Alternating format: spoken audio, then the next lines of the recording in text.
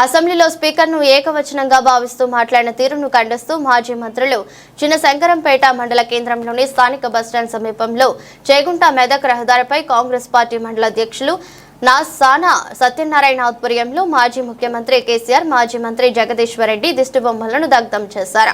అనంతరం కాంగ్రెస్ పార్టీ మండల అధ్యక్షులు సత్యనారాయణ, మాజీ సర్పంచ్ రాజిరెడ్డి గోపాల్ రెడ్డిలు మాట్లాడుతూ 10 సంవత్సరాలు పాలన చేసిన మాజీ ముఖ్యమంత్రి జగదీశ్వర్ రెడ్డి అసెంబ్లీలో శాసనసభ స్పీకర్ను ఏకవచనంగా సంబోధించడాన్ని తీవ్రంగా ఖండిస్తున్నామన్నారు. శాసనసభలో అనుచిత వ్యాఖ్యలు చేయడం సరికాదని, చట్టం ప్రకారమే వారిని సస్పెండ్ చేయడం జరిగిందని, ప్రతిపక్షంలో ఉండి సూచనలు ఇవ్వటం కాకుండా ఒక దళిత స్పీకర్ను అవమానించే విధంగా ఏకవచనంగా మాట్లాడటం సిగ్గుచేటని అన్నారు. రాష్ట్రాన్ని 10 ఏళ్లలో పూర్తిగా దివాలా తీయించారని, మిగులు బడ్జెట్ ఉన్న రాష్ట్రాన్ని అప్పుల పాలు చేశారని, ప్రతిపక్షంలో ఉన్న మాజీ ముఖ్యమంత్రి కేసీఆర్, జగదీష్ రెడ్డిలు ఇప్పటికైనా నోరు అదుపులో పెట్టుకుని మాట్లాడాలని హెచ్చరించారు.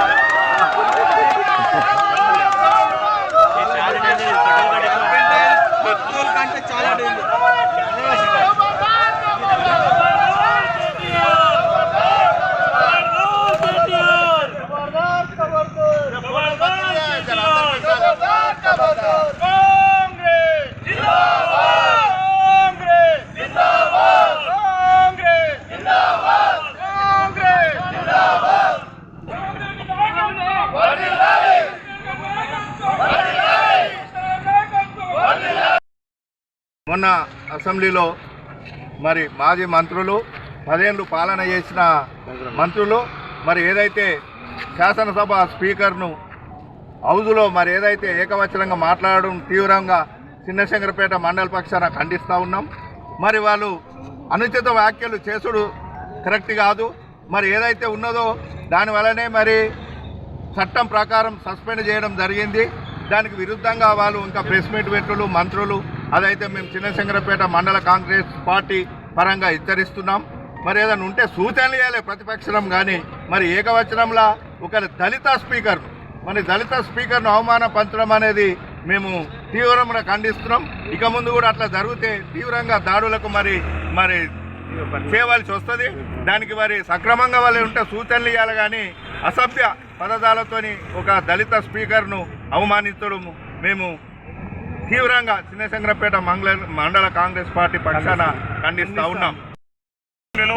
మరి రాష్ట్రానికి దేవాలయంగా మనం చూస్తాము. అసెంబ్లీలో ఒక దళిత నాయకుడిని ఎంతో కష్టపడి ఒక దళిత నాయకుడు అంచెలంచెలుగా ఎదిగి రాష్ట్రానికి ఒక స్పీకర్ హోదాలో ఉంటే మరి 10 ఏళ్ళు మంత్రిగా చేసిన ఇద్దరు కేటీఆర్ గారు, మరి అలాగే జగదీష్ రెడ్డి గారు, మరి గత 10 ఏళ్లలో మీ అహంకారానికి మరి ఈ రాష్ట్రాన్ని దోచుకున్న 10 ఏళ్ల విధానాన్ని చూసినట్టయితే మరి ఇంకా సీఎం గారు చాలా చక్కగా ఇప్పుడు మరి మీరు ఏదైతే స్కీములు పెట్టారో ప్రతి స్కీమ్లో స్కాములు చేశారు. ఈ రాష్ట్రాన్ని దివాళానికి దారితీశారు. మరి సంపన్నమైన తెలంగాణ రాష్ట్రాన్ని ఇలా అప్పులో ఊపిలోకి వేసి 7 లక్షల కోట్ల అప్పులు చేసి ఇలా నిరుద్యోగ మరి మొగాల మీద నొసలిపోయిన మరణ శాసనం రాసిన చరిత్ర ఎవరికన్నా ఉన్నది అంటే అది కేవలం బీఆర్ఎస్ ప్రభుత్వానికే ఉన్నది. మరి ఒక దళిత నాయకుడిని అవమానించడము ఇది సరైనది కాదు. మరి కేటీఆర్ గారు మీకు కూడా చెప్తున్నాం, మీ అహంకారం ఉంటే, మీ దురహంకారం ఉంటే మీ గడిలో పెట్టుకోలే, కానీ మా దళిత నాయకులపై మీరు అట్లా చూస్తే తప్పకుండా భవిష్యత్తులో భౌతికంగా దాడులు చేస్తాం. మరి దేనికి కూడా భయపడం. మేము ప్రజాస్వామ్యబద్ధంగా ఇలా ప్రజల పరిపాలన జరుగుతుంది. మరి దొరల గడిల పరిపాలన జరుగుతలేదు. మరి గతంలో గడిల పరిపాలన జరిగింది. ముఖ్యమంత్రి అపాయింట్మెంట్ కావాలంటే మంత్రులకు, ఎమ్మెల్యేలకు ఇవన్నీ పరిస్థితి 10 ఏళ్లలో ఉండే. కానీ ఇలా సామాన్య కార్యకర్త, సామాన్య పౌరుడు అయినా మా ముఖ్యమంత్రి గారు మరి దర్వాజాలు కుల్లా ఉన్నాయి, మీరు రావచ్చు, మీ సమస్యలు మరి చెప్పుకోవచ్చని చెప్పడం జరిగింది. మరి గతంలో చూసినట్లయితే 10 ఏళ్ళు ఏ వ్యవస్థను చూసినా దాన్ని పూర్తిగా నిర్వీర్యం చేశారు. ఏ ఒక్క వ్యవస్థను చూసినా, ఎంఆర్ఓ వ్యవస్థను చూసినా, ఎంపీడీఓ వ్యవస్థను చూసినా, రెవెన్యూ వ్యవస్థను చూసినా, ఇసుక వ్యవస్థను చూసినా, మరి జడ్పీటీసీని చూసినా, ఎంపీడీసీని చూసినా, ఎమ్మెల్యేలను చూసినా ఎవరికి ఏ పని లేక కేవలం మీ 4 కుటుంబంలోనే 4 దిక్కులు వంచుకొని ఈ రాష్ట్రాన్ని మరి దివాళీ తీసడానికి మీ కుటుంబమే కారణం. తప్పకుండా భవిష్యత్తులో మరి మా కేటీఆర్ గారు మా రేవంత్ రెడ్డి గారు చెప్పారు, చెల్లపల్లి జైల్లో మీకు 3 బెడ్రూమ్ కట్టిస్తామని. భవిష్యత్తులో ఆల్రెడీ మీ సోదరు పోయి వచ్చింది. టీఆర్ఎస్ పార్టీకి అలవాటే దళితులను ఒక మంత్రిగానే వాళ్ళ పార్టీకి సంబంధించిన దళిత రాజాయం చేస్తేనే మార్చడం జరిగింది. దళితులు అంటేనే కేసీఆర్ కుటుంబానికి పడకనే వాళ్ళకి అర్థమయ్యి దళిత బంధు మొదలు పెట్టిరు. దళిత బంధు పెడితే ఒక్కొక్కో ఇద్దరికి ఇచ్చిరు. తక్కిన దళితులందరూ రివర్స్ కొడితే ఇవాళ పోయి ఫామ్ హౌస్లోకి వెళ్ళి ఇవ్వకుండా అయ్యాడు.